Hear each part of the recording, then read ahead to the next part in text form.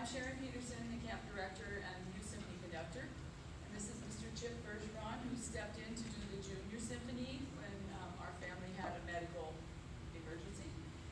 And we're just so glad you're here today, and we've had a fabulous time already with your children. I'd say this is one of the greatest camps we've had, as far as the morale and the willingness to work hard and all of the things that go towards learning music. I've seen the most incredible improvements in everybody. It's really so gratifying. It's what I live for, really, one of the things.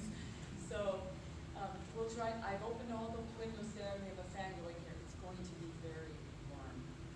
If you feel like you're just getting too hot, there's a women's room there, a men's room there. Go and put some cold water on your wrist and come back in.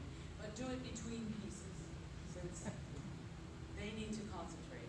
And it's only good manners to stay put during when the music has started. It's not like you just turn the TV on. It's so different. Living music is a living experience. It's a live experience, isn't it? Right? They're going to give you something, and you're going to give them something back. You're going to give them your attention, your interest, your excitement, and your approval for everything they've accomplished, which is quite a lot. So let's start with the Junior Symphony on Hungarian dance. Let's welcome the group.